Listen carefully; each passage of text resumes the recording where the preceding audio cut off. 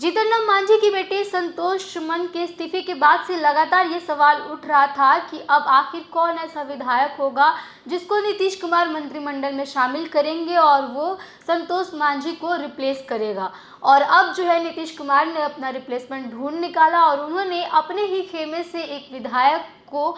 संतोष मांझी के जगह पर नियुक्त करने का फैसला लिया और मंत्री बनाने का फैसला लिया। लेकिन अब सवाल ये उठता है कि आरजेडी की तरफ से भी दो विधायकों को मंत्रिमंडल में शामिल होने की बात कही जा रही है। और इसके अलावा कांग्रेस पहले से ही लगातार मुख्यमंत्री नीतीश कुमार से दो मंत्रिमंडल की मांग कर रहे थे, लेकिन नीतीश कुमार और तेजस्वी यादव जो है वो दोनों में एक तरह से सामंजस्य स्थापित नहीं हो पा रहा था कि कांग्रेस को दो मंत्रिमंडल लिया जाए। लेकिन अब इसको लेकर के कांग्रेस जो है वो भी डट गई है कि मंत्रिमंडल उन्हें चाहिए और एक बार फिर से नीतीश कुमार की मंत्रिमंडल में विस्तार होने वाला है। जेडीयू के एक विधायक और बाकी आरजेडी और कांग्रेस के विधायकों को लेकर के अब मंत्रिमंडल का विस्तार किया जाएगा। हम आपको बताएंगे आगे इस वीडियो में कि आखिर कौन कौन ऐसे लोग हैं जिनको ये लेकर के कयास लगाया जा रहा है कि वो नीतीश कुमार के मंत्रिमंडल में शामिल हो सकते हैं आरजेडी खेमे से और कांग्रेस खेमे से।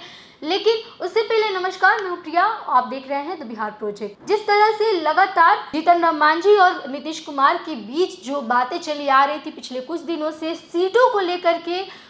उसके बाद से जब संतोष मांझी ने ये कहा कि नीतीश कुमार की तरफ से ये ऑफर किया गया कि पार्टी को विलय कर दिया जाए जेडीयू में और या तो फिर आप छोड़ करके चले जाइए, तो उसको लेकर के उन्होंने इस्तीफा दे दिया और अपना राह अलग चुन लिया। लेकिन अब उनके जाने के बाद से मंत्री पद खाली हो गया है, जिसको लेकर के ये कयास लगाया जा रहा था कि अब नीतीश कुमार अपने किसी करीबी को ही मंत्रिमंडल में शामिल करेंगे। और ऐसे ही नीतीश कुमार ने रत्नेश सदा, जो कि सहरसा से विधायक रह चुके हैं, विधायक हैं भी, तो उन्हें मंत्री पद के लिए उम्मीदवार बताया गया और 16 जून को रत्नेश सदा जो है वो शपथ ग्रहण करेंगे। कहा जा रहा है कि आरजेडी खेमे से भी दो मंत्रियों के लिए मंत्री पद खाली है और इसके अलावा कांग्रेस भी दो मंत्रियों के लिए मांग कर रही है। मंत्रिमंडल में कुल 4 से 5 मंत्रियों की सीटें खाली हैं और इसको लेकर के अब जो बड़ी बड़ी पार्टियां हैं महागठबंधन की, फिर चाहे वो कांग्रेस हो या फिर आरजेडी हो, दावा कर रहे हैं कि हम अपने विधायकों को मंत्री बनाना चाहेंगे, लेकिन नाम जो है वो फाइनल नहीं कर पा रहे हैं। पहले लगातार जब कांग्रेस मांग कर रही थी मुख्यमंत्री नीतीश कुमार और तेजस्वी यादव से कि दो मंत्रिमंडल उन्हें चाहिए, तो नीतीश कुमार और तेजस्वी यादव की तरफ से उस वक्त ताल बटोल किया जा रहा था। लेकिन जब से कर्नाटक चुनाव में कांग्रेस जीती है, कांग्रेस ने नीतीश कुमार को भाव देना बंद कर दिया है।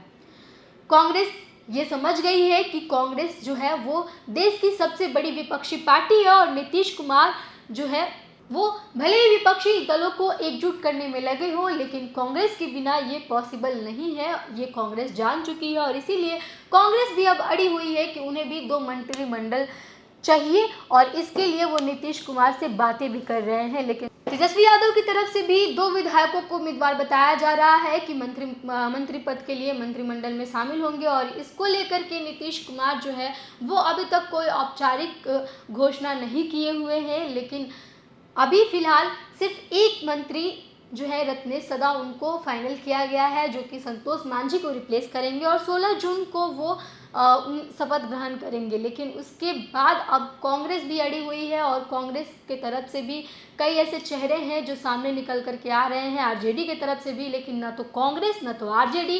फाइनल कर पा रहे हैं कि आखिर कौन ऐसे दो विधायक होंगे जो मंत्री पद के लिए मंत्रिमंडल में शामिल होंगे। और इसको लेकर के अब कहा जा रहा है कि कांग्रेस जो है वो नीतीश कुमार से मनमुटाव चल रहा है और जैसे 23 जून को जो बैठक होने वाला है विपक्षी दलों को, उसमें भी अब दिख रहा है कि कांग्रेस की तरफ से नीतीश कुमार को भाव नहीं दिया जा रहा है और इसी को लेकर के फिर अचानक से जो नीतीश कुमार की पार्टी लगातार ये कहे जा रही थी कि नीतीश कुमार जो है वो पीएम मटेरियल हैं और पीएम बनने के योग्य हैं, अब अचानक से जेडीयू की तरफ से एक दिन प्रेस कॉन्फ्रेंस किया था और ललन सिंह ये कहते हैं कि नीतीश कुमार को कभी पीएम का चेहरा बताया ही नहीं गया है। कहीं ना कहीं ये एक तरह से कांग्रेस को अपने साथ सही से शामिल करने के लिए किया गया, क्योंकि लगातार जिस तरह से